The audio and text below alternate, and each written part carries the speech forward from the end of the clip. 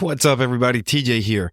Real quick before we get started with the episode, I'm testing out a new feature called fan mail, which is where you can actually text me from the episode that you're listening to. So as you're listening to this, go over to the episode description, and right there at the beginning, you're going to see some text that says, send me a text message. Go ahead, click that. Let me know what you think about the podcast so far. Let me know of any questions, concerns, anything you might have. I love to hear from you.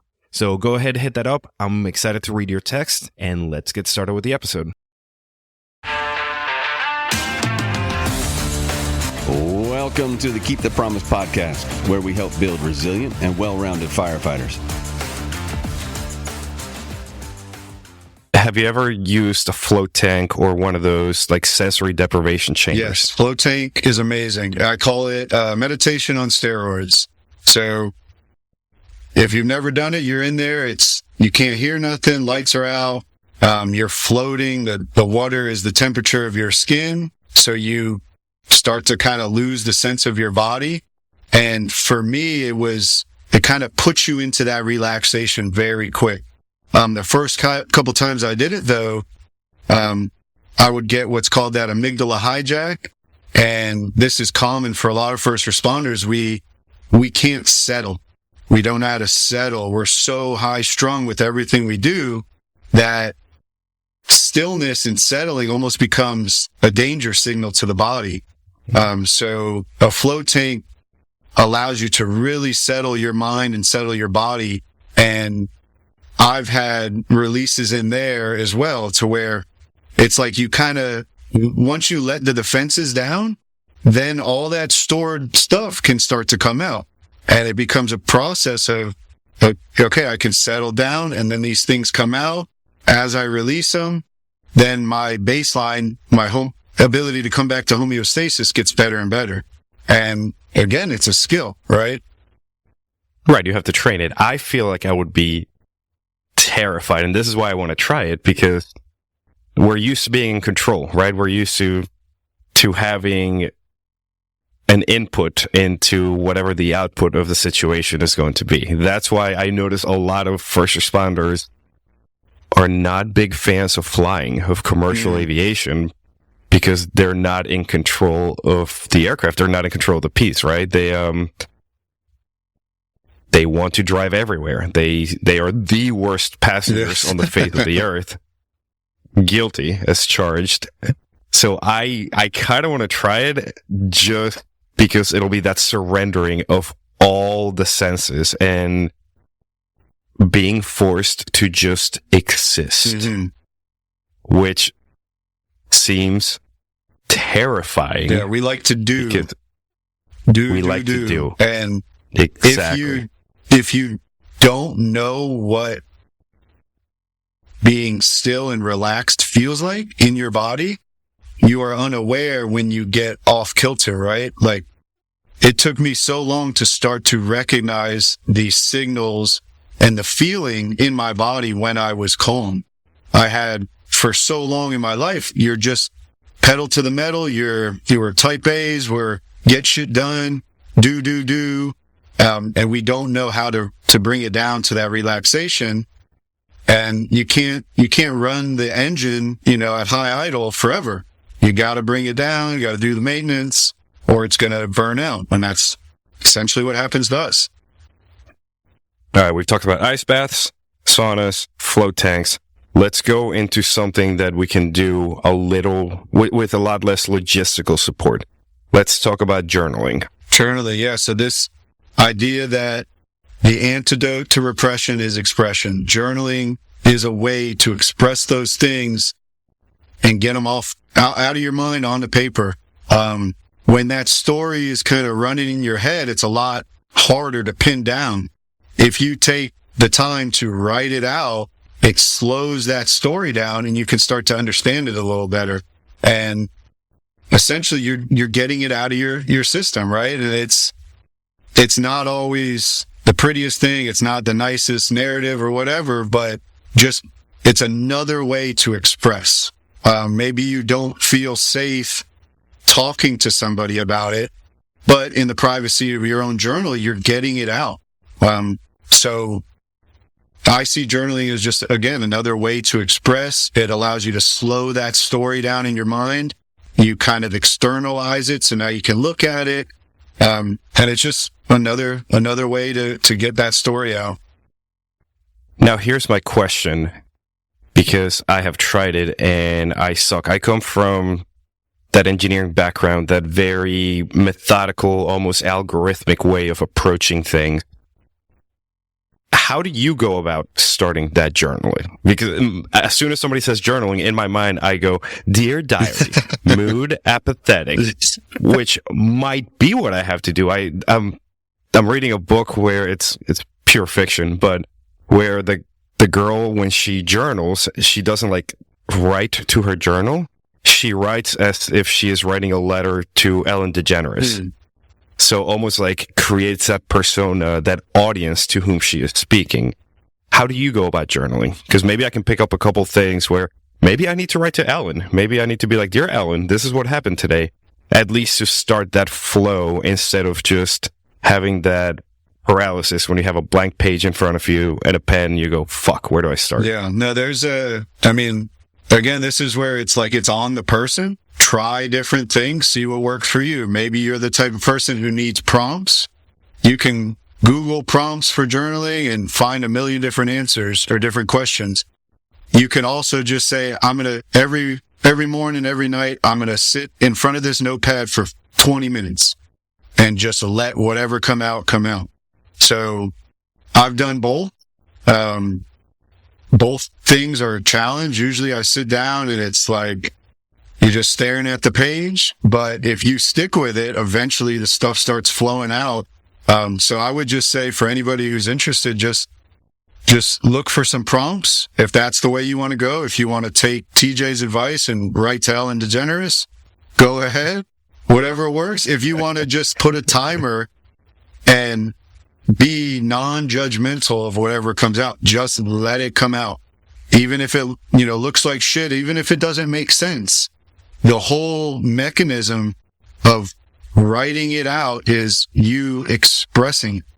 And a big part of my problem with all this stress and trauma I dealt with, I didn't talk about it because I just thought, well, I was the one that signed up for this job. No one's going to understand, right? Like we all think that no one understands us but other firemen, but we never give people the chance to understand us. So yeah, for me, it's just another way to express. So whatever technique works best for you, try them out, see what helps the most.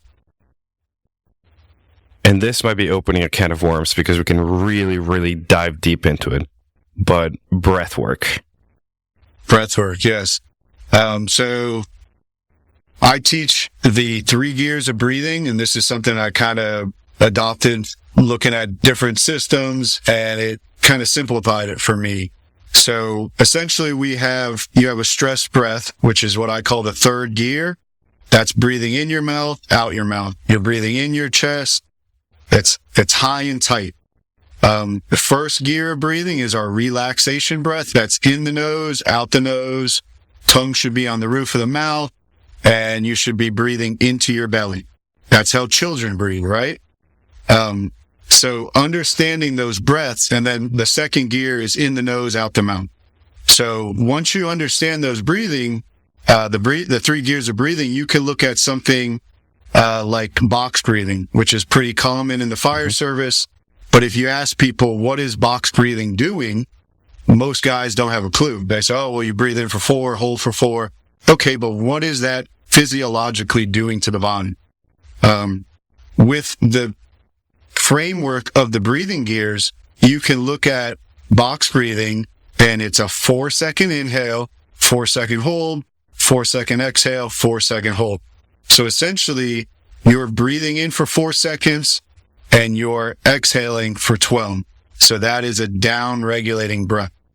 When we're extending the exhale over the inhale, that's down-regulating. Same thing in the opposite direction. If you wake up feeling low on energy or depressed, instead of slamming a Red Bull or a coffee, you can breathe in that 3rd gear, intentionally to stimulate that stress response, dumps cortisol, go get a big sip, gets that adrenaline going and revs the body up. So having the framework and understanding that, okay, that the inhale revs me up, the exhale slows me down, then it becomes a practice, right? You're in the ice bath. What happens? So I want to down regulate. So I need to, right? When we exhale, we're also blowing off CO2, which makes the blood alkaline, calms the system down. So there's a million different types of breath work. But with that framework of understanding, okay, do I need to rev up or do I need to come down? It becomes another skill you can practice. There's, like I said, holotropic breath work. There's the Wim Hof method. There's all these different things. And just like the TRE, it's a experience you have. We can talk about breath work here and, maybe understand it, but it doesn't do anything until you actually try it and you have an experience in your body and now you know it, so once you have those experiences, now you can train that skill, to either come up or come down. Okay. So as an exercise for the listeners, what's something that we can do right now real quick to start experiencing those benefits of the breath? Like, should I sit here and do some box breathing? Like, what challenge should we have for our listeners to be like, hey, you finish this, go out there and, I don't know, sit on the bench and do some box breathing or amp yourself up or down regulate? Yeah, the first thing that comes to mind for me is, where is your breath right now? That's the first step. So are you breathing into your chest or your belly? Are you breathing in your nose or your mouth? Most people are chest breathers, mouth breathers. And if you remember, that is a stress response. So if you're listening to this, you're at the fire station, look around the table. Everybody's chest breathing. Most of the guys end up getting on CPAP. That is from chronic dysregulated breathing. So first step is becoming aware. Where is my breath? If I'm breathing in my chest, that means my physiology is dysregulated. I'm in a stress response. When you're in that stress response, you're less able to be aware and present. So first step is, where is my breath? Second step is, what do I want to do with my breath? Maybe I notice that I'm down, I'm depressed, I have low energy. Okay, let me use an up-regulating breath.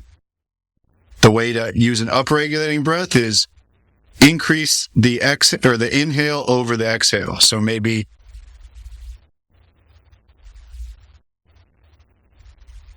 making the inhale greater than the exhale is going to bring the body up. If I notice that I'm chest breathing and I'm stressed out, maybe I'm anxious, okay, let me use a down-regulating breath. So maybe I inhale for 3, I exhale for 5 or 6. Doesn't matter the number. That's why box breathing, people, they know what it is, but if you don't understand what you're doing, it's pointless. But if you simply understand box breathing is extending your exhale over your inhale, that brings you down. So where am I breathing? What state am I in? Am I in a stress response? Do I want to come down? Okay, I need to do a down regulating breath. A good practice, put a pulse ox on your finger, something to monitor your heart rate, and for 5 minutes, do a down regulating breath and watch your heart rate drop. And then tune into how your body feels. And like I said, it's one thing to talk about it, but if you go spend 5 minutes of breathing, extending your exhale more than your inhale, and you watch your heart rate go from 70 to 40, and you feel relaxed in your body, now that's like, holy shit. Oh, okay, this stuff works. It's not some woo-woo yoga nonsense. This is a physiological response. This is leveraging your biology. We're, a lot of us are paramedics at UT. We have some knowledge of the medical, how the body works. So experimenting with your breath and tuning into how it changes your physiology, that's the skill, so that gives you that ability to, whatever, you get triggered for some reason, someone does something that bugs you, and you notice and you're up here. If you're not aware of that, you have no shot at regulating. So once you're aware of that, which is learning the signals that the nervous system is sending, the language of the body, and then you have the practice and the tool of using your breath to either come down or come up. That's kind of, the first step. It's once I started putting that together, I was like, how the hell has no one told me this?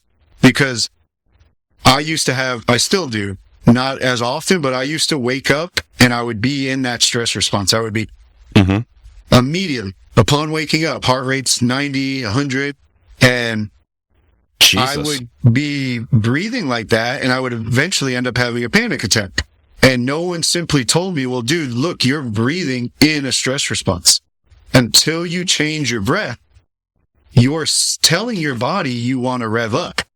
So now when I wake up, first thing I do is check in with my breath. If I notice I'm in that stress response, I'll spend a couple minutes using a down-regulating breath.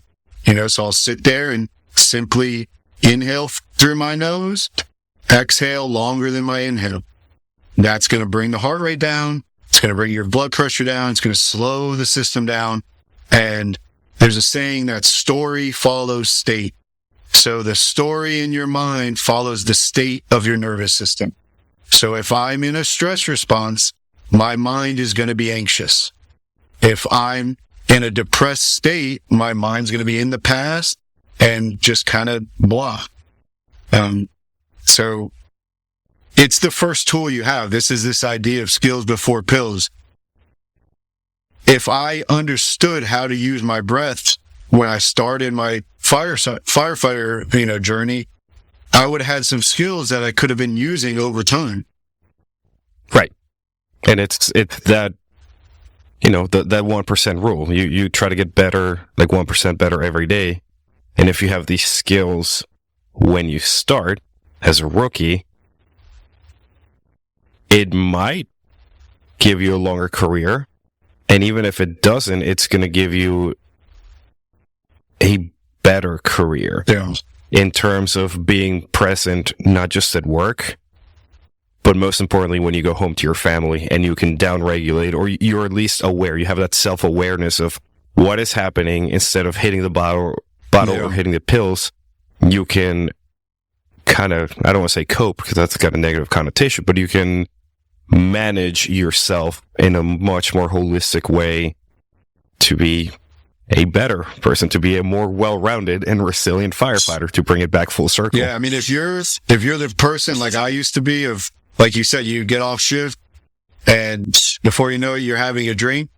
If you're not recognizing why the hell am I reaching for this bottle again, your body is in a state of dysregulation, of it's not settled. So you're looking for something externally to settle yourself.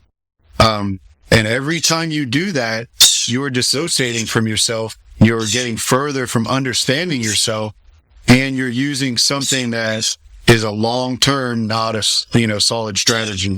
Another way the breath can make you a better first responder. So we know the term or the saying that calmness is contagious. I know I've been the lead medic on many calls where, someone misses an IV, whatever, something happens, you drop the meds, and that snowball starts going. Once I understood this stuff prior to getting off the service, I started to recognize that. And as the lead medic, I say, hey, everybody stop. Let's take a breath. Okay, it's that quick. A breath or two completely changes the atmosphere. And it's a shame that we haven't been taught that. We know calmness is contagious. That is a common saying in the fire service. But how do you show calmness, right? The breath is a mirror of the nervous system. So if I'm breathing, I'm going to have big old pupils. I'm giving off stress, as opposed to if I'm the medic who's, all right, guys, we're good. breathing nice and slow, calm. That's going to calm the whole thing down and allow us to be better, responders. Right. And if you are that almost ice cold medic that is unfazed, I'm the rookie freaking out because we're dealing with some, I don't know, horrible cardiac arrest or a pin job or something. I'm going to be looking and be like, okay, he's calm. I'm good. Yeah, we have mirror neurons. If you've heard of that, we have neurons that are in our mind, our brains we mirror what we're seeing. So if you're seeing that calm medic and you're the rookie, involuntarily, your body is going to mirror his nervous system. So it literally, the more regulated you can keep yourself, that's going to spread to everybody on your crew. In other news, Joey has been gracious enough to give us a special discount code for the Keep the Promise community to get access to his Conscious Movements class. All you got to do is go to conscious-movements.com and use the code KTPLOVE, KTPLOVE, for a special discount. Again, conscious-movements.com and use the code KTPLOVE. Let's get back to the show. I've experienced it before at fires where I'm with a more seasoned firefighter and, like starting off as a new kid, you're freaking out.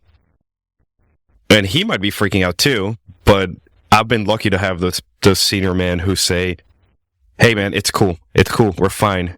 Here's what I need you to do. And just having that presence of mind to speak calmness into existence, I guarantee you they're freaking out. I've done that to a couple rookies before that I'm like, hey man, it's fine. It's totally fine. Inside, I'm like, oh my God, we are in a shit spot, but I can't tell this person that. Mm-hmm. I don't want to freak them out. And that's also my shameless plug for wearing headsets on the apparatus. It is the battle. It is a hill that I will always die on because I have worked with crews that do not use them. And I am so grateful to be in a crew that uses them. When you're going down the road and the officer goes, yep, sounds like a working fire. Oh yeah, multiple, as calm, cool, and collected, as even keeled, it is the most normal thing. The whole crew says, all right, we are going to work. Awesome. This is what the plan is. Versus what used to happen, especially in my volley house days and with other crews. There's people smacking the dog box, screaming it's a worker, it's off, she's rocking, excitement. There was a guy I was still very active at the volley house, so it was probably 15 years ago, that he just started literally howling because it was a working fire. And one of the more senior guys who worked full time, I think it was DC, literally backhanded him back of the fire and just you just heard the slap,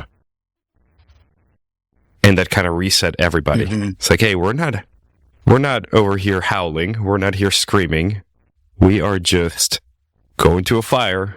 Everybody chill the fuck out, so you do a good job, but also so the DC guy doesn't smack you type thing.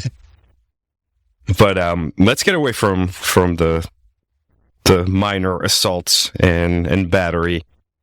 You have taught people these techniques. You have been showing responders and non-responders alike how to leverage these techniques to be better humans. And the name of your company, of your calling, if you will, is Conscious Movement, which we've alluded to before. Tell me more about it. So Conscious Movements came out of my struggle to try to heal from my PTSDs. Like I said, I kind of got sent to the medical system, was given the traditional approach of medications and talk therapy, which were helpful, but they weren't addressing everything for me. So Conscious Movements is the skill of self-regulation. So once I started to understand the nervous system and how the nervous system signals, that, the dry mouth, the tunnel vision, the increased breath, then it became, how can I practice to bring myself down? So through movement, the class is organized to where the first half of the first portion of the class, we're breathing in the first gear. So we're intentionally keeping our nervous system in that parasympathetic response. And it's a felt sense.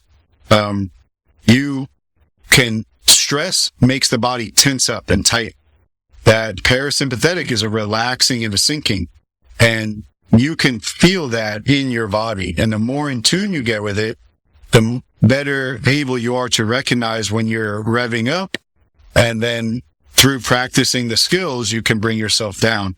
So the first part is like kind of like a Tai Chi almost, a slow breathing, slow movement to tune into the body and recognize what's going on right now. Then we kind of speed up a little bit more.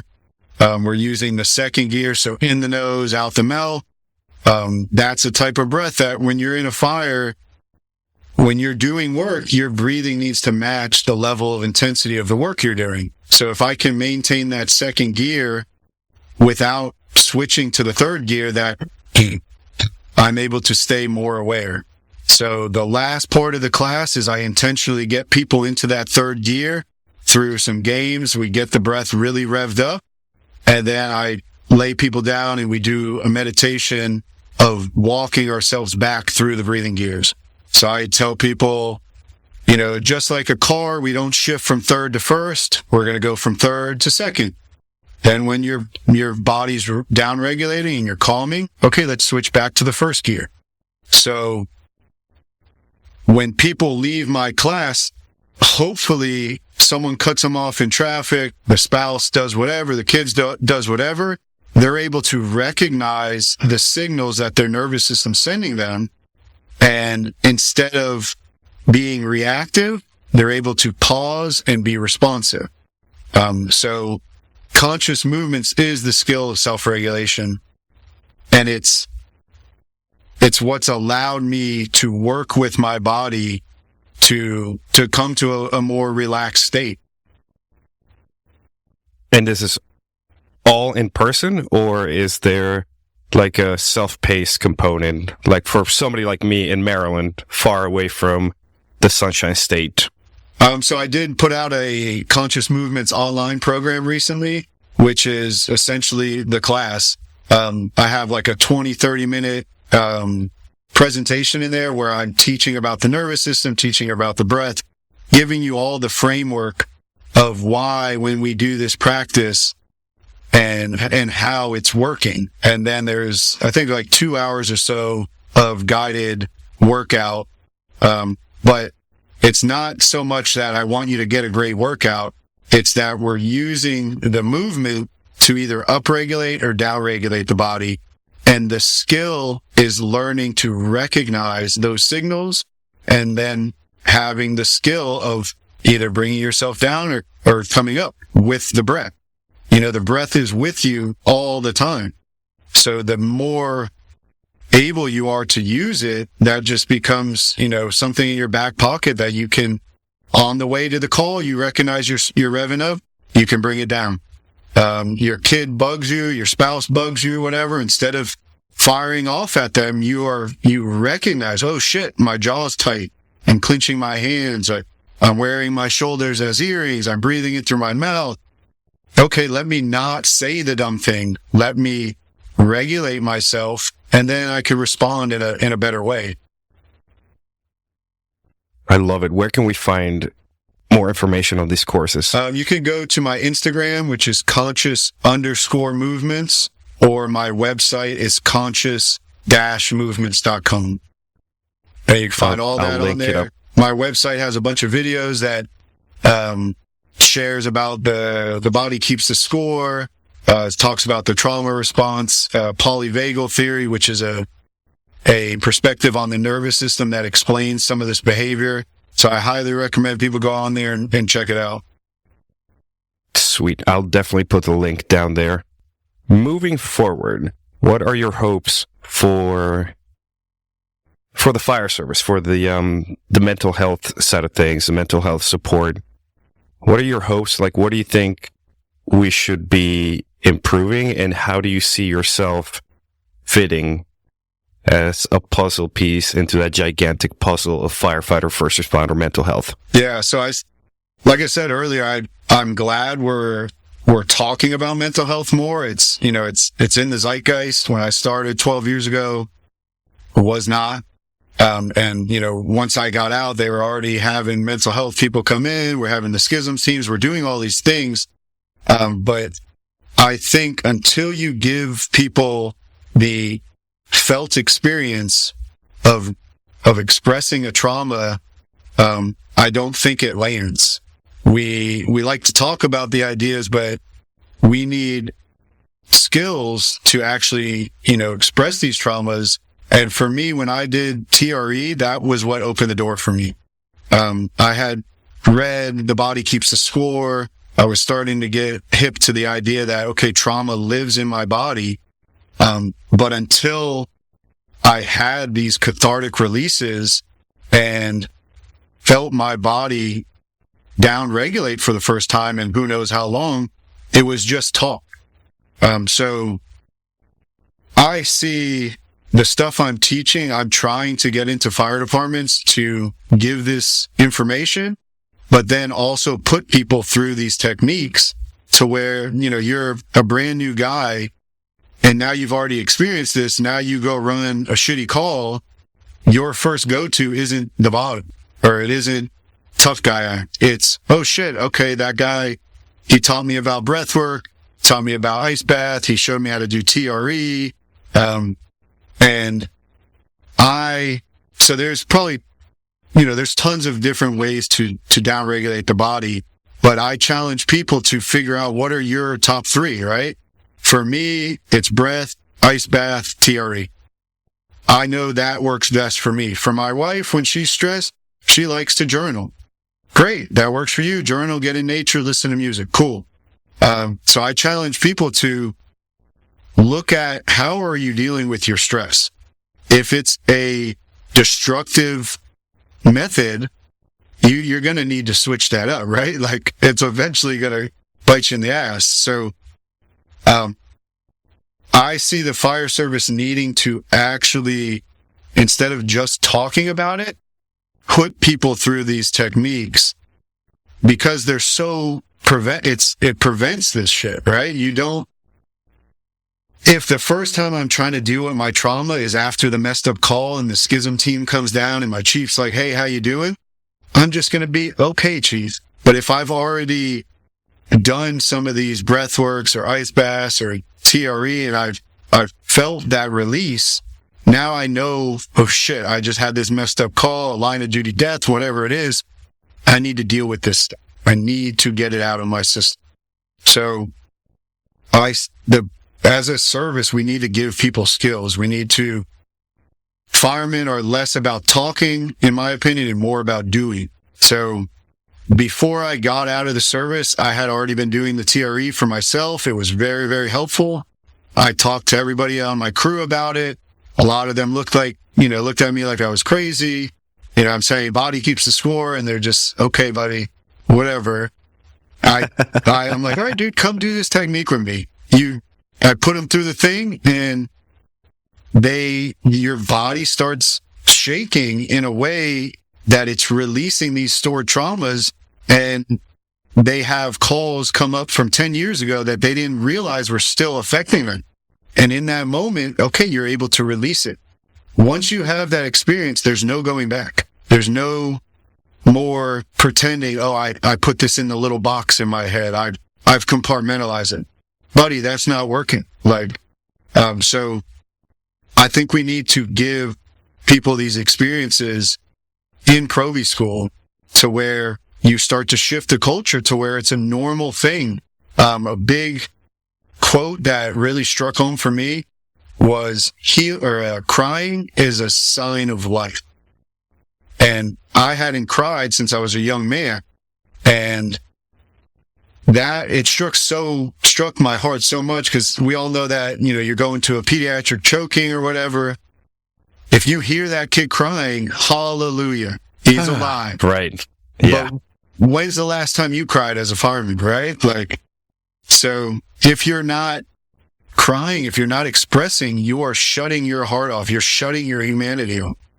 And eventually it's going to, ruin your relationships, makes you a shitty spouse, a shitty father. And it makes you less able to respond to people in their crisis, right? We have to show up with our hearts. We can't just be away from the situation, right? We gotta be there for these people. I think something that we've covered overall today is the fact that who we are and what we do starts filling this vessel. And we do not have those techniques from the start on how to release that pressure, on how to make sure we're in, that those waters inside that vessel are not too convoluted and too tumultuous. And the one challenge for listeners is to understand that there are techniques. Not all of them are going to be best suited to you, but take that one step of saying, hey, maybe you don't want to give yourself hypothermia, but maybe hop into the sauna at your local gym, or sit down and write that letter to Ellen, or just go out there and breathe, or fucking cry. Yeah. It is okay to do that, because it'll make you such a better person on the job and off the job. We're humans first, right? You're not born a fireman. You're a person who's working as a fireman. So we got to keep our humanity. I started to write a book about this, and I call it Healing the Hero's Heart. Because essentially for me, when I realized I was in a bad spot, I had turned my heart off. I had no more compassion. My cup was full, and that's not a good place to be. You're not a good first responder. You're not a good spouse. You're not a good person at that point when you turn your humanity off. And a lot of these people's crises, a lot of all they need is you to show up as a human and be there with them, right? I want to have you on again where we cover what we talked about earlier, and is that divorcing ourselves from the identity of a firefighter and being able to,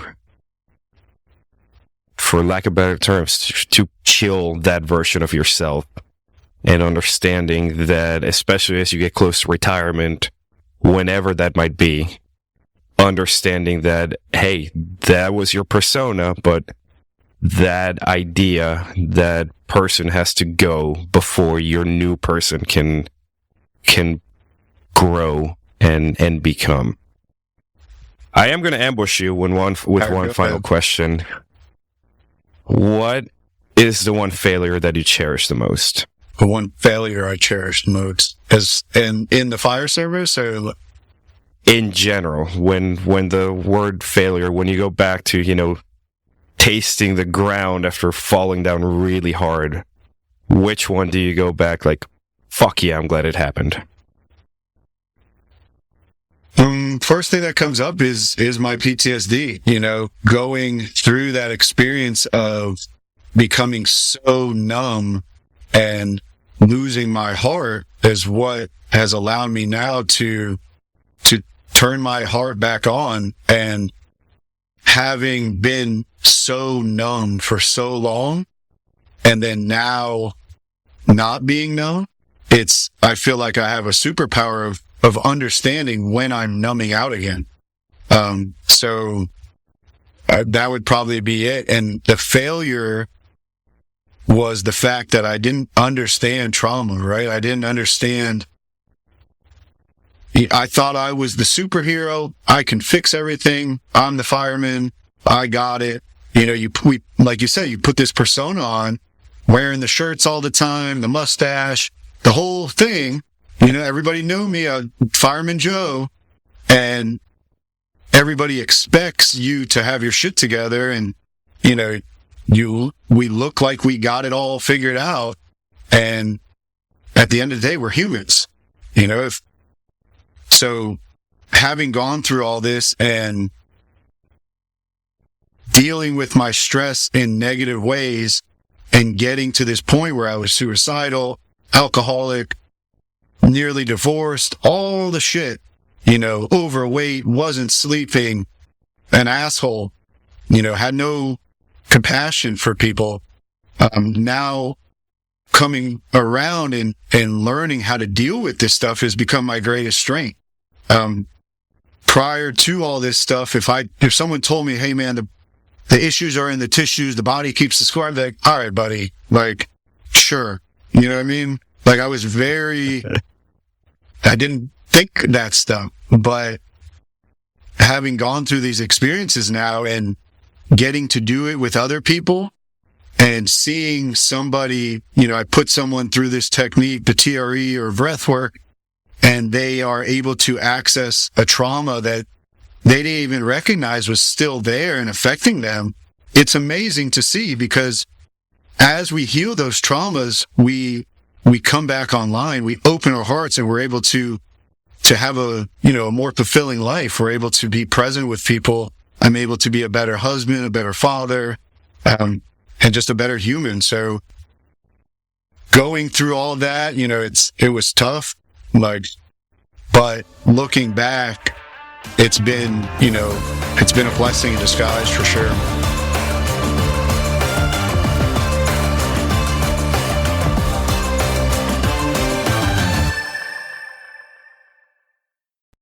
What's up, everybody? TJ here. Ending the show, hoping that you got some actionable items from everything that we talked about with Joey. We sat here and we actually broke down some of the things that can help us reduce that anxiety and kind of get our bodies back into a stable state. And as you heard in the middle, if you go to conscious-movements.com and use KTP Love as your discount code, you get a special perk when you sign up for his classes. If you're new here, I just want to let you know, number one, thank you for taking the time to listen. And number two, that at the end of every podcast, we do a special shout out for patrons who have joined our online community. If you're interested in finding out more, every day we do a workout of the day. There's a weekly mantra/meditation. There's mobility.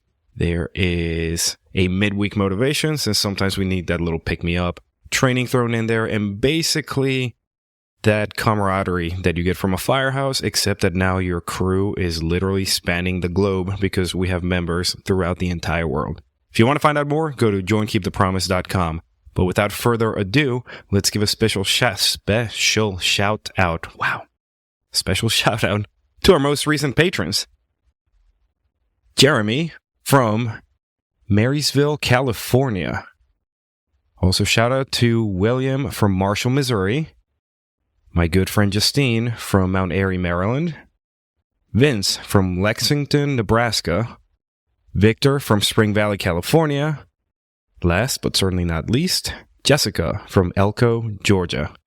Guys and gals, as always, it is humbling to have your support in this endeavor. I love what we're doing with the community. As always, I'm going to be working hard to give you the best value and the best experience that you can have. Stay tuned for a bunch of awesome guests that are coming up in the next episodes. And like I said, hope you got something out of this. Go breathe, go regulate yourself. Be safe. I'll catch you next time. Hey everyone, it's TJ here from Keep the Promise. As you know, this podcast is all about helping firefighters become more resilient and well-rounded so that they can be a force for good within their fire department and their community. But today I want to talk to you about something that's just as important, and that is supporting firefighters who are going through tough times. When one of our fellow firefighters is off work because they have to go to the Center for Excellence, they have to go to rehab, they have mental health issues, or they have other health issues, it really takes away their support system and it wreaks havoc on their finances and their family's finances. And many times, these brothers and sisters are left to struggle alone, away from their support system and the people who love them without the resources they need to recover. That's why I'm setting a bold new goal. That is to reach 150 total patrons on Patreon so that we can start a fund to help firefighters and their families during these challenging times. And I need your help to make it happen. With your support on Patreon, we'll be able to provide financial assistance to firefighter families who are battling things like addiction, depression, and cancer. We're going to help alleviate the financial strain that can come with being away from the fire department so that our brothers and sisters can focus on healing and recovering. Now, reaching 150 total patrons is a big goal, but I believe that we can do it together. And when we do, we'll be able to make a real difference in the lives of those who serve and protect alongside us. So, if you're not already a patron, I invite you to join us today. Head over to joinkeepthepromise.com and sign up today. Again, that is joinkeepthepromise.com. And if you already are a patron, thank you so much for your support. You'll be receiving some exclusive rewards and perks as a way of saying thanks. Together, let's show our fellow firefighters that we've got their back just like they always have ours. Thank you for listening. Let's get started with the episode.